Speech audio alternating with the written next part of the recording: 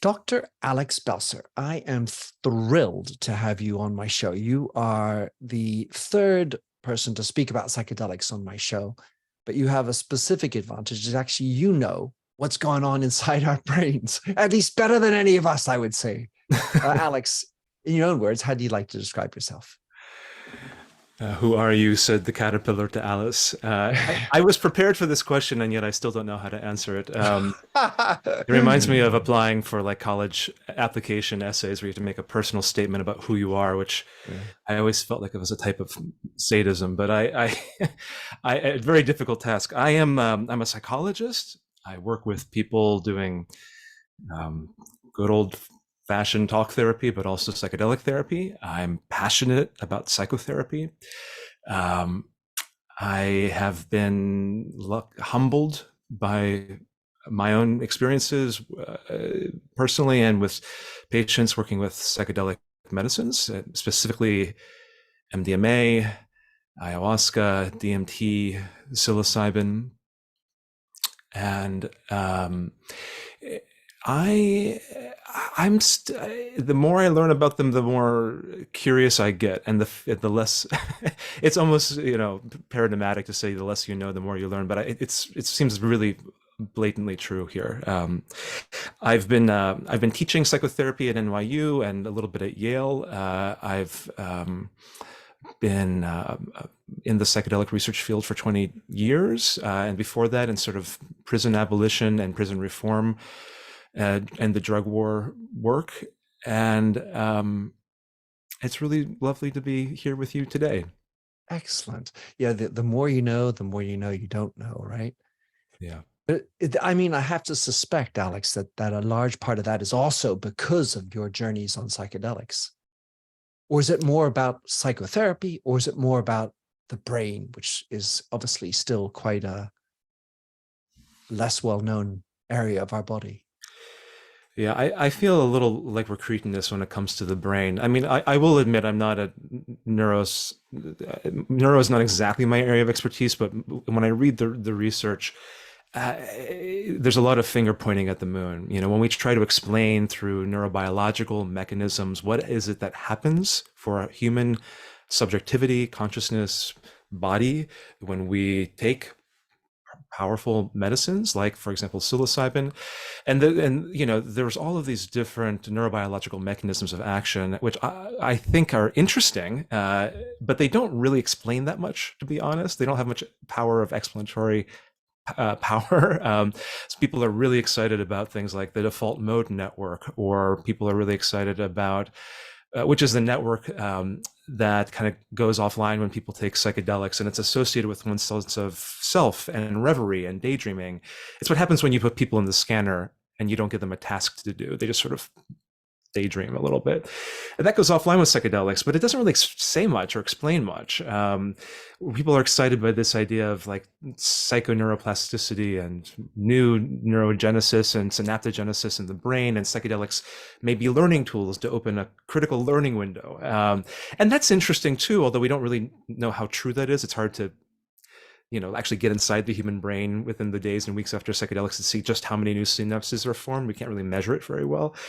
And that may have some explanatory power. And people are excited about the idea of functional neuroconnectivity. Different literal regions of your brain are talking to each other in a way that they don't normally talk to each other. They're often more balkanized, more localized. And that explains some of the synesthesia that I experience when I talk with patients in our trials at NYU, for example, where they can feel the wet vapor of a cloud on their hand and their arm coming up with them when they see the cloud in their visionary state. Now, they're inside a closed room. There's no cloud in the room per se. I mean, there might be water vapor in the air.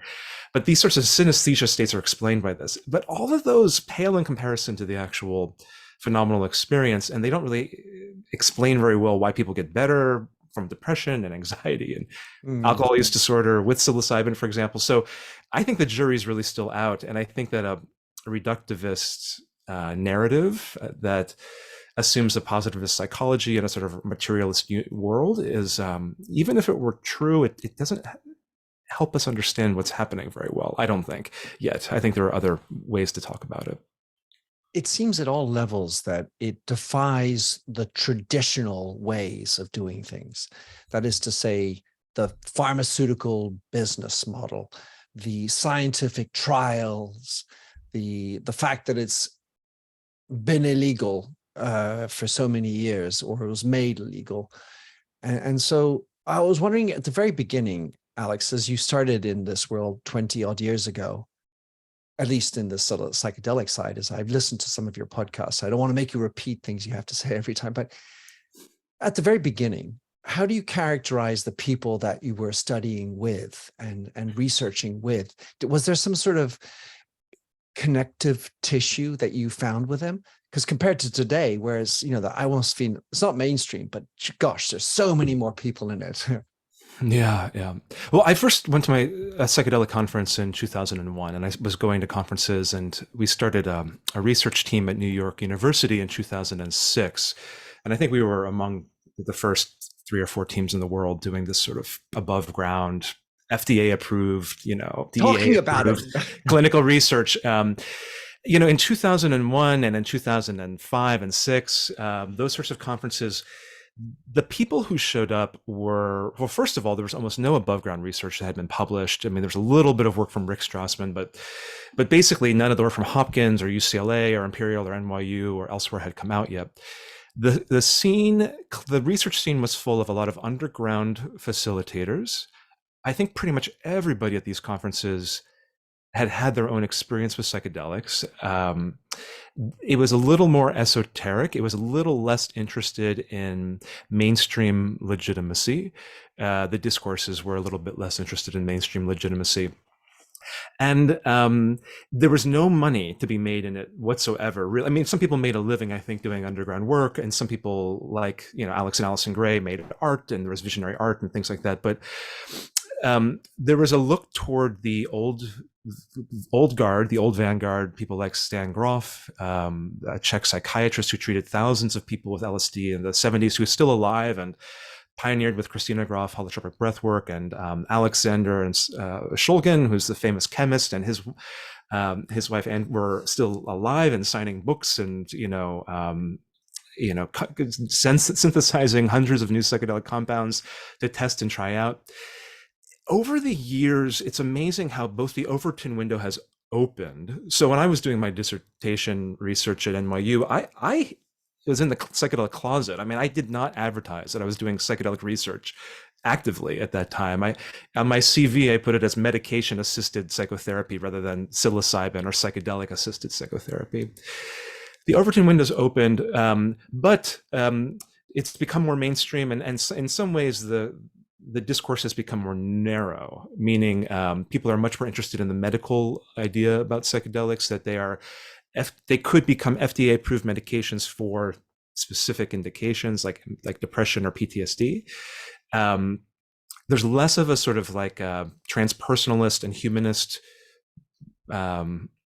leading sort of thought structure to a lot of the discourses, and there's less interest, I think, in the nature of consciousness or in psychedelics as creative problem-solving tools, psychedelics as spiritual catalysts, soulful embodied sort of experiences, although that's still part of the discourse to some extent. And so it's really been fascinating to see it grow geometrically as the number of articles has just, skyrocketed in the last 5 years. Mushroomed, to use a term. like mushrooms, the fruiting bodies that have come forward, the spores have finally taken ground. Yeah. So it's been incredible, and but with that, a lot of people actually still don't say whether or not they've taken psychedelics, which I think there's some good reasons for that. There's also sort of some people who are almost proud of the fact that they haven't taken psychedelics, which who are in positions of leaderships in some organizations that I think is problematic, because I believe it's important to have an experience of non-ordinary consciousness in order to better work with people, facilitate and work with medicines that occasion experiences of expanded or non-ordinary consciousness. So the paradigm has gone from somewhat revolutionary to more reformist, and there's good and bad in the mix. Well, it feels like if we don't go through that reformist piece, we're not going to bring mainstream traditional businesses along with us because they don't know how to. Well, if you haven't been through the Alice's Looking Glass, you're not going to know what's on the other side, and it's always going to be from over there. And there's so many myths and inherent fears anyway about Mm-hmm. life. Why would I try something that could send me off the deep end? Yeah, I mean, you've heard the myths. Do you have a favorite one? Well, yeah. Well, there's one I really enjoy. Have you ever seen the film or the documentary Orange Sunshine? Oh, I did, yeah. Well, I got to see the premiere Mm. and I got to see it with several members of that original band. And what was glorious about that was that I was sitting beside them actually. Mm. So we chatted, and then at the end, I got to come down, and they gave me a really interesting handshake.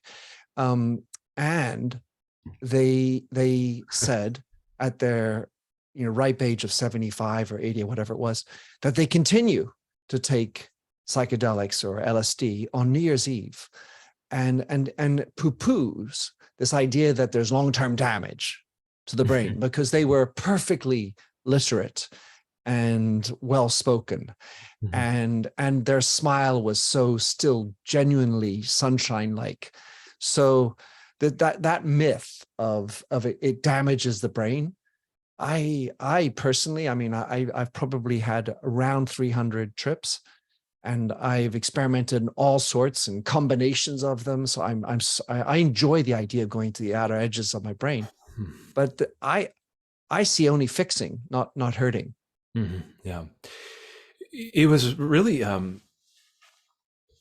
distressing, actually. In the early aughts, I was giving a talk about MDMA, actually, in the UK, and the people there were really concerned about holes in the brain, neurotoxic holes in the brain, and what had happened was actually some funded research was published that suggested that MDMA was actually really neurotoxic, and it was only a couple of years later that it turns out that they were not using MDMA; they were using an amphetamine product, and they had used the wrong drug and published the results, which fit with the sort of like accepted normative narrative about how drugs are bad for you and cause neurotoxicity. And some drugs are neurotoxic, but there's not really good evidence that MDMA is neurotoxic. Actually, there's quite the opposite. And they had to retract the article, but the problem is that the damage had been done. And coming out of the '90s rave scene as a kid in college, the drug of choice was MDMA. It was over other substances, and I've had the pleasure and the honor of working as a therapist and a sub investigator for MAPS, which is doing MDMA assisted psychotherapy for the treatment of PTSD, and not only post traumatic stress disorder, but severe PTSD. So on average, these are people who have been suffering with the effects of combat trauma or sexual assault and rape for on average 18 years with some really terrible symptoms.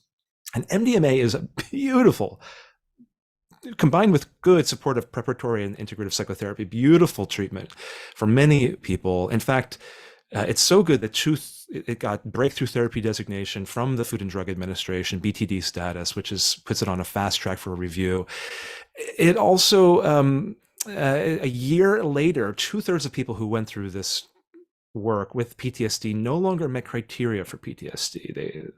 A third of them still had PTSD, but 2/3 of them were no longer met criteria, were cured from this after a year, which is unusual for a discrete treatment. I mean, normally you might get better for a few days or weeks, but for 12 months, it's a long, durable session. And it's in part because MDMA turns down the amygdala in the brain as our fear center.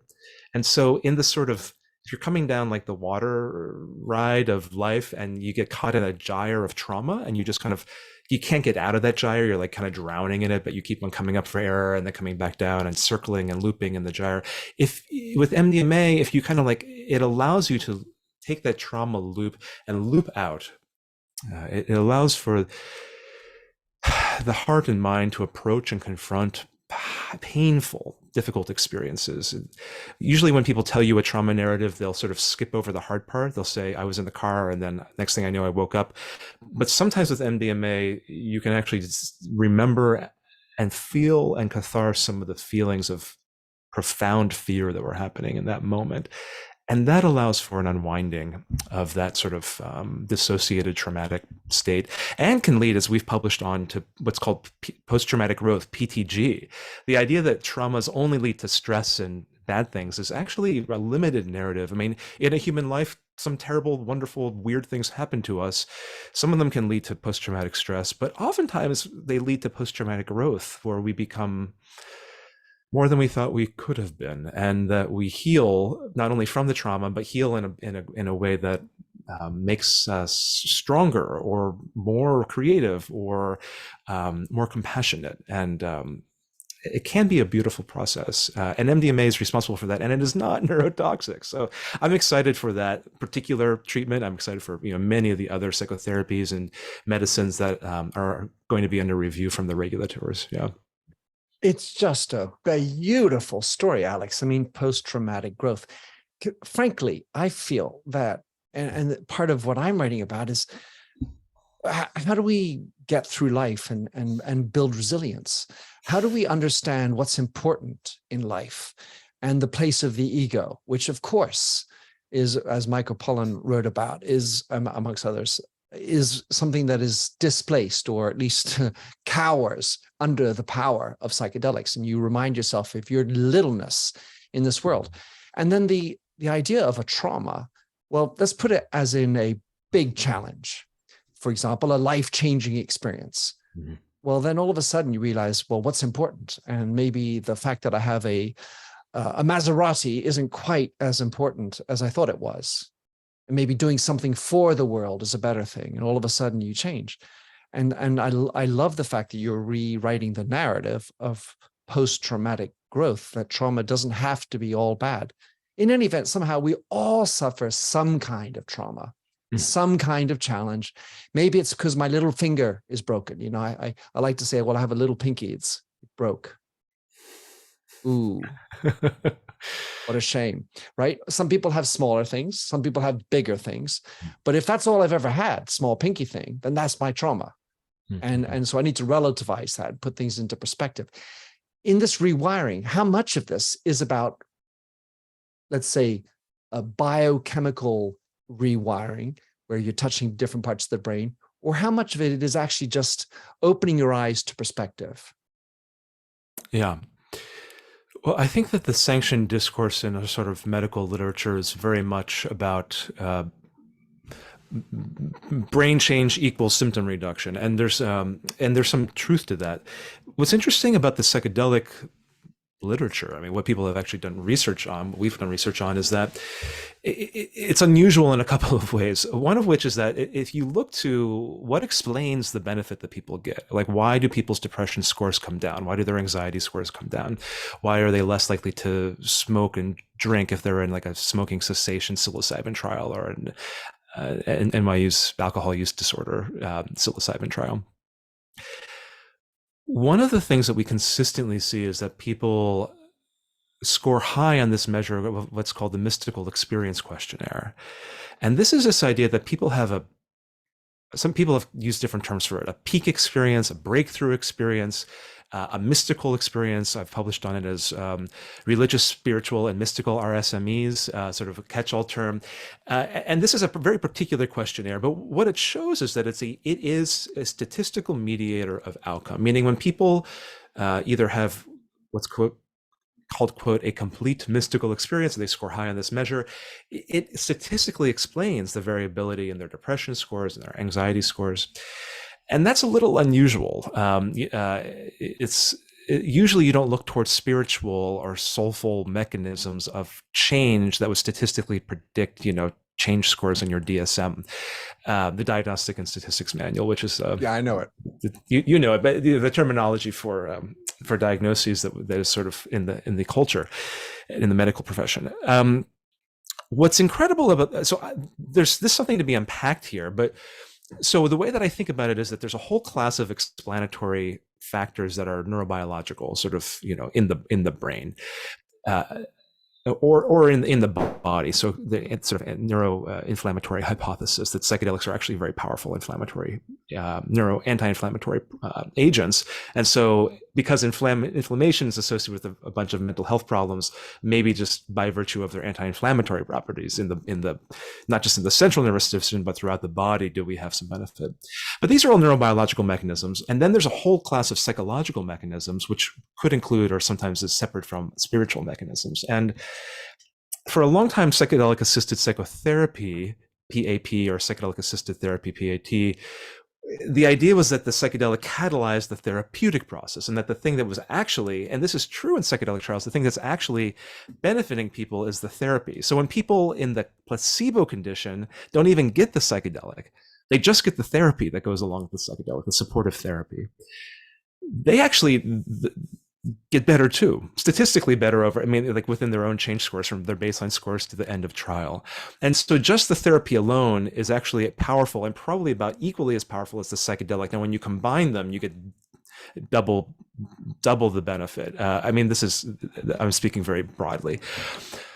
But normally in medical literature, we don't look towards these sorts of processes. But psychotherapy processes, like common factors in psychotherapy, like just being with your therapist and being seen, being heard, being open to setting an intention for change in your life, growing in one's motivation to make a change, like to quit smoking or to stop being so ruminative and so hard on yourself, and maybe be a little bit more compassionate and gentle with yourself and adopt new self-language. With the support in a healing therapeutic relationship, all of that kind of gets turned up. It's all of that on psychedelics, people become sometimes, I don't really like this term, but hypersuggestible, like become very open to new ways of being. And I think that there are complementary processes. Now, that might be explained by a critical learning window in the brain, but if everybody just got better with psychedelics, everybody who ever went to a Grateful Dead show would not be depressed. And that's not true. We know that they're just not true. I think the intentional process of creating a set and setting and a therapeutic relationship that allows and invites a type of self-reflective process and forward-looking change process towards relapse prevention and keeping momentum in your life, the psychedelics really take that, which can happen in 12 weeks of therapy or longer, really turn the volume up on that. And the spiritual experiences that people have, the visionary experiences, what they understand as transpersonal processes where they meet with spirit guides and entities, we can talk more about that. I think the jury is still out as to exactly what's happening there and how we could measure it, what is measurable, what is knowable in a really deep epistemic way, and what is kind of still mysterious to us. As you say, much to unpack. If I take one element of what I'd like to discuss is the fact is that one dose, one session has remnant effect at a higher level of efficacy than anything that seems to be available on the market. And it's I have to imagine it's very difficult to do good laboratory testing that stands up to typical traditional scientific norms when you have a psychiatric issue, which even if your DSM says what you have, it's still something fuzzy. And you have this one moment and you have a therapist, not just the drug, placebo against, and I'm thinking placebo against, there's, there's no hiding. There is no like placebo effect with regard to not taking the drug. At least I don't think so. And so is it something, the biggest part of all we have to undo is the way we test things and the way we understand how to bring something unorthodox into our world? Well, this has been a literal head scratcher for clinical trial methodologists for years now, which is like, how on earth? And there were communities like ISCTM that sort of like people sit around and talk in heated exchanges about how to design trials for a psychoactive drug like psilocybin or LSD or DMT, or other products that you know that you've had the medication. So there have been lots of sort of attempts to fix this. I'll just quickly lay them out. One is that in your control group, you don't just give them an inert placebo, you give them an active placebo. So instead of sugar pill, you give them something like methylphenidate, which is Ritalin, or you give them niacin, which causes a flushing effect in the body and people feel like they have it, or DXM, or you give them a low dose of the drug that you are testing. So you might test like a moderate or high dose of the psychedelic drug versus a very low dose, like a true microdose, or maybe like a low or ultra low dose that would have some threshold effects that people might have some benefit, but would probably not have the full benefit that you You're would. just tingling. Just tingling. And, this does work. I mean, it fools people. I mean, if you're getting in the Hopkins trials, they use methylphenidate and NYU use niacin. Like some people are, when you ask both the research participant and the therapists, what do you think they got? Which arm were they in? They don't know. Everyone's blinded. But, people get it wrong maybe like 1 out of 5 times, 1 out of 4 times. They think that they got the active drug when in fact they got the active placebo. But that's not good enough because it's not truly blinded. And this is a known problem. So then you have to, usually the gold standard trial is randomized control trials where you're doing between group effects, which just means, okay, you're assigned to A or B, and then you compare scores for A and B. But you can also do, okay, within group A, if you're getting medicine, you can just say, well, what's your baseline score and what's your score at 3 months and 6 months and 12 months? You're not doing any comparison. You're just doing comparison within group to your own initial scores. And on that basis alone, the evidence is really compelling when you look at within group scores. So normally in like SSRI, depression research, if you're getting, response, like placebo response rate would be like 25 or 30%. And maybe with some SSRIs, you're getting 45, 50% of people respond, like have a clinically significant benefit. With psychedelics, even with the placebo arms, they're actually getting higher response rates. So with MDMA, for example, in the MAPS trials, they're getting like almost 60% response rates in the placebo arm, and much higher for the PTSD in the MDMA plus therapy arm. The FDA and then the other regulatory bodies, which is like the EMA in Europe or the MHRA in the UK or Health Canada, they are considering other trial designs like dose response trials, which is like, well, what if you get like a low dose, a medium dose, and a high dose? And if you can demonstrate that people tend to do better at the higher dose, that could be compelling, methodologically sound evidence that this intervention at this dose is efficacious. Because even at like a low dose of a psychedelic, people know they got something. They have some experience usually, so they're not just getting the benefit of the placebo. Then, of course, it must depend on the therapy that's accompanying it, the type of questioning, the intentionality, the location, the context, sunny room, nice room, no. Yeah. I mean, so my friend and colleague Bill Brennan and I recently published an article where we canvassed what is it that people are doing in the therapy. And we found 17 different therapeutic approaches to supporting different types of medicine that have been published on in the last 20 years.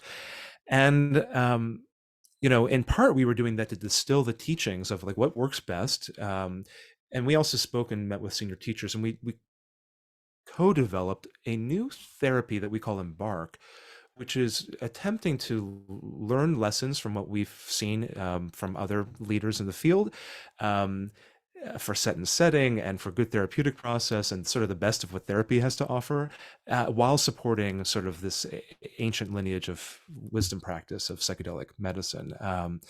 And it's incredible because people do very different things. I mean, some of those 17 different processes, some people just like don't really have a manual, and it's sort of like a general setting. It's a lot of it comes out of maybe learning some underground work, and it's sort of very loose, and it's just sort of like you're just sort of talking through people, and it's sort of psychodynamically informed, it's sort of transpersonally informed, but it's maybe a little too loose or a little underbaked at times. It's not really clear like what the mechanisms of change are. It's theoretically not fully coherent yet. I mean, and that's normal for, quote, I'm using quote, new research, sort of like in its infancy. Some of the approaches took an existing EBT, evidence-based therapy or practice, like CBT, cognitive behavioral therapy, which is used to help people quit smoking. And so at Hopkins, they ran a trial with psilocybin plus CBT, where the quit date was your dosing date with psilocybin. And so they had like a mix of sort of like set and setting and a beautiful room and music and therapy, but they also had like a CBT module. And actually in our trial at NYU, Dr. Bogenschutz and others actually separated these out. So there was like psychedelic sessions, and there was like acceptance and commit, or like motivational enhancement sessions to help people quit smoking. That were really focused on quitting drinking, rather, quitting alcohol, and reducing their use of alcohol.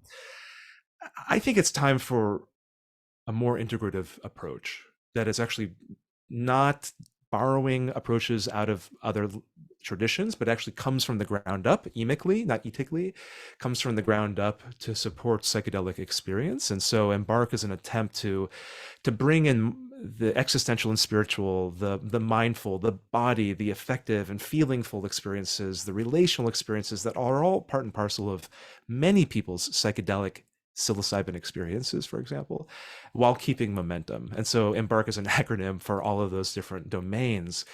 And people have different experiences with psychedelics. Some people have a really embodied experience, a really somatic experience. Their therapeutic processes are kind of like guttural and feisty and in their bones, and they have visions of their corpuscles. Some people have like a very existential spiritual, the E domain of Embark. Some people have a really relational experience. They have a period of forgiveness of their father who was unkind or not really there for them, and a greater sense of love for their partner that in of itself is relational and deeply therapeutic, right? It's not the lone individual, but experiencing the real in relationship with others. So I think that psychedelic trajectories of healing are multifaceted, and there's not going to be like one path. It's not going to be a circuit breaker, because the human mind and human experience is not that simple. I love the Embark acronym. I have to ask, is it a K or a C at the end? It's a K at the end for keeping momentum. Yeah, Oh, for right. planning ahead, translating altered states of consciousness into altered traits, and keeping momentum with your goals. Yeah, So integrating at some level exactly. into your life. Yeah. I was hoping it was going to be about karma, because that's something I like to talk about. But wow, so many things. So one key question I really wanted to ask, Alex, was about the different pathologies that have been located and we talk about. So addiction, PTSD, fear of death, and I can't remember the other one, but there are four. Oh, and anxiety. Yeah. Right. So there are other ones, but I'm wondering if there's anything that regroups those pathologies together that makes psychedelics more appropriate for them. For me as a layperson, I don't understand the connection between those and how and why psychedelics have been identified for those and not other pathologies. There's a little joke in the field that psychedelics are a cure in search of a disease. Uh, so I don't look. I would be the last to tell you that psychedelics are a panacea. They're not going to cure everything, and in fact, I think a lot of people keep taking psychedelics in the hope of getting better from something, Right. but maybe they actually need to go to therapy or do some sort of meditation work or some sort of personal practice work. I will say that in the last few years, over 70 companies have come out with different types of financing, including some nonprofit organizations of which I've also been a part, looking at lots of different indications. So it's not just those four. In fact, there's people looking at things from cluster headaches to treatments with psychedelic drugs, to eating disorders like bulimia and anorexia, to obesity, and people are interested in working with more serious, persistent mental illness like schizophrenia, psychotic issues, what used to be called, or some people call, personality disorders like narcissism, borderline personality. There's some interest in these sorts of things that are often linked to early life trauma or adverse childhood events. But the big ones have been those that have larger market share, and also the ones that we've seen in the early trials where there's a good evidence base, like depression. So those seem to get the most attention. And I think there was also an attempt from MAPS even explicitly to work with people like combat vets who have PTSD, because they're a sympathetic population coming out of the wars in Iraq and Afghanistan. Here we send these young people, often young men, into harm's way, and they come back with highest rates of suicide that we've seen in decades. More people dying by suicide for many years than were dying like on the battlefield. What can we do to help these people? Our trial at NYU was with cancer patients, people who had life-threatening illness or recurrent cancer. And so there's this idea, so psychedelics for a time were so left-wing that there was an idea of selecting a population that might benefit from them. The and that made sense in some ways in the culture. I'm really curious to see what happens. I think there's a sort of transdiagnostic, meaning across different, as you were pointing out, like how is it that one medication could help potentially many different indications? And I think it goes back to our basic idea of like, what is disease? What is mental illness? There's this idea called symptom substitution. You ever play that game Whack-A-Mole, like at the arcade, where like one mole comes up and you hit the big hammer and it goes down, and then another mole comes up and it goes down. So there's an old idea in psychodynamic thinking that, there's something going on for a person, and we can talk about what that would be, but it comes up it pops up like a whack-a-mole in different coping mechanisms. And so some people they cope by becoming depressed. Depression is a type of coping. They withdraw into themselves. It's too much stimulus. Their mother, father, caregiver is like not attuned. They pull in, reserve, and that's a survival mechanism that then gets generalized to the rest of their life. And when life gets stressful, or when work gets stressful, they get depressed. They stay home. They stay in bed. They shut down. They co-regulate by low regulating. But if you hit that whack-a-mole, some people get anxious. They get like so they cope in a different way by like kind of over controlling, or becoming, another whack-a-mole comes up, they become more obsessional. It's like, I'm going to control my food and control my diet and exercise a lot and like go to inbox 0 and check every box, and there's a sort of like compulsivity to thinking that is another way of coping with a world that has suffering in it, and where we are lonely and facing an epidemic of loneliness and a systemic epidemic of injustice, and economic injustice, and racial and queer injustice. And I think psychedelics, I don't want to say they treat root causes, but I think that they get closer for some people to the deeper predicament, regardless of its mental health expression of being a human in this life, in this body. So I'm thinking as you speak about how my shoulder hurts, and so you go and you see a surgeon and they do surgery on your shoulder, but the actual issue wasn't your shoulder. It was you had a car accident, you had whiplash, your neck got smaller, or some muscle in there, and the weak part is now in the shoulder, and the issue is actually your neck. And you talked about the sort of integrative approach, or maybe a little bit more holistic, as the way I interpreted it. I think of the same thing, and it's another area of topic for me, which subject of interest is artificial intelligence and AI therapy, which I've been exploring, and the power of everything that's happening in AI today is that it's become integrative. That's to say that we're no longer just specialized in AI of eye movements, AI of voice recognition, AI of text to voice.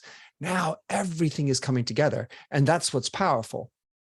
And the funny thing, Alex, is that in my language and the kind of speeches I make, I talk about how AI and psychedelics are held up to a higher standard than we hold ourselves up naturally, for example, to a human therapist or to a pharmaceutical drug that has huge amount of secondary effects, a tiny amount of remnant positive effect, and at a huge cost.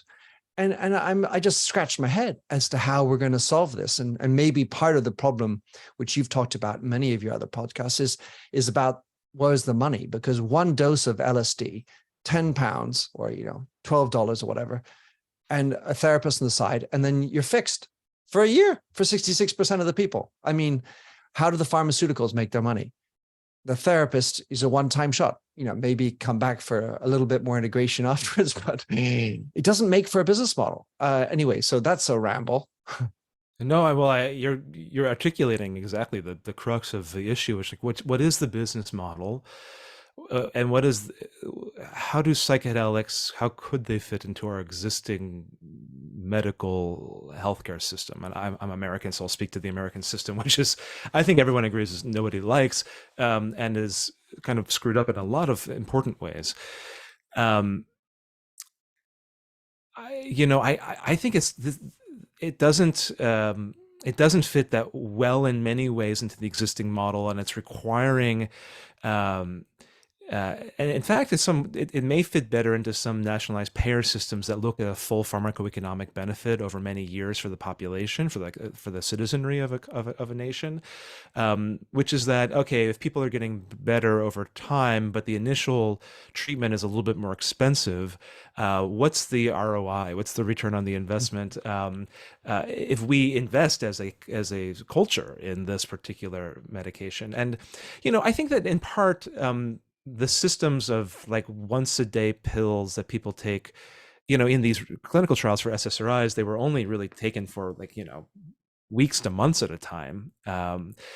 But most people who are on SSRIs end up being on them for years at a time, and they were oftentimes never really formally studied at that length. They weren't required to by the regulators. It was always seen as like a treatment that would stop. It would be a discrete treatment, but instead they become, for many people, lifelong medications, and they are beneficial to many people in some ways, even though, as you point out, there's many metabolic and weight gain and sexual side effects that people do not like, and for good reason. I think that in a really deep way, it's the question is, do we want to? What are we healing? Can we heal, and what are we healing from? And to the extent that drugs and treatments help people accommodate to a life where they can kind of get by, but they're not really thriving, but they can still sort of survive, that old system is really unpleasant to be in. And some psychedelics and some forms of healing challenge, I think, the status quo in powerful ways. There's an interesting book by David Courtwright on the big three, and he talks ways that like coffee and alcohol are over the last many centuries are in many ways pro-capitalistic. They promote a type of productivity. They promote a type of like, you can amp up during the day, do your work, and then like check out at night when you drink. And this is fine for some people, but not fine for many people. Whereas some drugs that are like less fitting into that model, like cannabis or opium, like they're still used, but they're not really, they don't welcome. Fit the model. They don't fit the model. So the drugs that fit the model tend to be legal and widely available, and the drugs that don't fit the model have tended to be illegal, and as you put it, held to a higher standard. So it's an interesting. We'll see where it goes. I mean, I'm not an anthropologist of medical anthropology, but I'm fascinated by this as a psychologist, trying to understand like what's the history here, and why is this so hard to do when it might be really beneficial. Well, I was going to ask you about AI therapy, but let me just quickly needle in on Soma and this idea of the system, because really there is a school of thought could say, well, all the psychedelics and cannabis, we're just sleepwalking through life. We're dealing with all the shit. We're actually not changing the shit. We have these mechanisms and we're treating the symptoms. We're not going back to the real cause of all the problems of our traumas and the lifestyle we're running around. And so to what extent do you feel that, or how do you argue against that, the idea that this is just a Huxley truth? Well, there's two somas, right? There's the original soma that Huxley named it after in the Rig Veda, which is one of the oldest human texts, and there are paeans, hymns to the virtues of this ancient plant that we believe was, and many historians it seems pretty clear, was a psychedelic plant Like the that brought, Kukion. like the Kukion in the Hellenic tradition, that the oracle at Delphi, and that Socrates and the mystery rites of ancient Greece that Socrates and Plato and Pythagoras drank. This lineage on 6 continents of psychedelics is very broad. But the soma in Huxley's Brave New World is a drug that kind of keeps people happy enough to kind of go along with a hierarchical and in some ways really deeply unsatisfying and unjust system. You know, I'm reticent to paint psychedelics as like the true medicine. I think that it's actually quite complicated what they are, and there's many of them. I mean, there's hundreds of psychedelic compounds. They have different effects, different lineages of use. They some of them are vastly unpleasant for people, which is why you probably have never heard of them, and people don't want to take them. Like ibogaine, for example. Like most people do not like taking ibogaine or iboga, but it's helpful to help get people off of who are dependent on opioids, because it quickly helps them quit and bypass a sort of unpleasant withdrawal phase. But most people don't take ibogaine for fun in a recreational setting. I don't know where this all goes, and I'm a fan of a little bit of alcohol and a little bit of coffee too, so I don't want to demonize those, those substances. Hell no. Hell no. Yeah, so, but I think your point, if we can figure out how to stop suppressing the symptoms and instead get underneath them at their roots, that would be real healing. Not just getting the soldier healthy enough so he can go back on the battlefield kind of healing. It doesn't have any sort of social justice or personal collective empowerment model. And I think that is important for people in psychedelic healing and in any type of healing, including, as you were going to ask about AI therapy. There has to be some sort of systemic analysis available to people.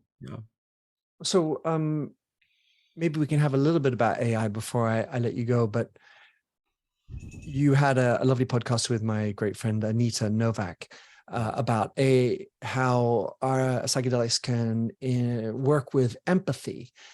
And I was wondering if you could just sort of sum up where empathy and psychedelics match, because I don't know how it is, but I feel like I'm in AI, I'm in empathy, and I'm in psychedelics, and I play a lot of music, and I just feel like it's all one of the same thing somehow for me. It's totally integrated. So help me, bring me light.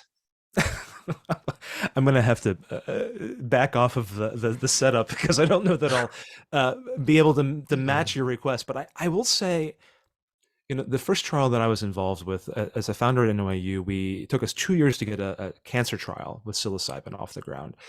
And people like Steve Ross and Jeff Guss and Tony Bossis and I, and Gabby Agan-Libes, we started this trial. And one of the things we found with cancer patients, we studied anxiety and depression, was that people became more altruistic. They became, they reported that they felt more compassionate and more, and to use the word empathic. And there's been some subsequent research on this. It's a little soft. It's hard. It's soft in the sense that it's like a little hard to study, and you kind of have to rely on self-report. It's like, I am more empathic, rather than third-party observer, or experimental data and empathy. But this is commonly ascribed to psychedelics, that people feel more empathic to others. They feel like they've been broken open, that their capacity for suffering is actually greater. And I think that is actually progress. If our capacity for suffering is greater, we have the capacity to experience the suffering of others in an empathic and attuned way. And there's also self-compassion, which Gabby Agan-Libes has written about, which is how our entire dissertation on is about psychedelics and self-compassion. And I don't know about AI. Like, does AI have a heart? I'm blown away by working with ChatGPT and even like its predecessors, like Eliza, sort of AI-based chat bots that you can chat with. And I'm probably going to be a little bit of a Luddite here. Like I think whether or not AI is here to like save us or kill us, I'm not entirely sure. But I do think it can be helpful for some people, and I would not be surprised if those sorts of long form AI based relationships can feel empathic. Whether or not, and I think that very few people are actually arguing that large language models are true AIs in the sense that they have they are predictive text, and it feels as though they may have empathy, but a performance empathy and actual empathy are different things, as anyone who's been with a charismatic narcissist knows. There can be a performance of empathy, but there's some feeling that of confusion, and oftentimes we're caused to doubt it ourselves. Like, is this real? Am I really being experienced by the subjectivity of this human being, of this therapist, of this AI chatbot that's headquartered in data centers around the globe? I think that people know. I think that people will know over time, and I'm curious to see where it goes, especially with the next iteration of advancement in AI work. Well, and just like psychedelics is not always perfect, and depending on who's running it, things can be done differently to, as you say, influence someone who's influenceable under the effects. I feel like at the moment, and you know very well, there is a dearth of supply of psychotherapy. Yeah. There's a huge demand for psychotherapy, and my question is, why is there so much demand? As considering the progress, quote unquote, that we are living in. So right now, not enough therapists, not, waiting lists are closed in so many countries. So AI, you can turn it on at 2 a.m. when you're having a crisis, and it may not be perfect. It may not be human, but it for me, it fills a gap. So we will see, right, Alex? I promise to leave you on time. Alex, super. Thank you so much for dedicating some time with me. How can people follow you, track you down, donate to your work? Because we still haven't figured out the business model. What would you like people, where would you like people to go? I'm on Insta and Facebook at alex.belser. My website is alexbelser.com. And, Minter, it's been lovely to be on this podcast with you. Thank you for having me. I love talking about psychedelics, and maybe we'll have to do this again in a few years once the AI bots have been fully integrated into the psychedelic landscape, and beyond. I'd be really curious to have a reunion in the future. So thank you for having me. And let us meet in person one day. I know New Haven well. Oh, good. Well, thank you so much, Alex. I'll talk to you later. Bye-bye.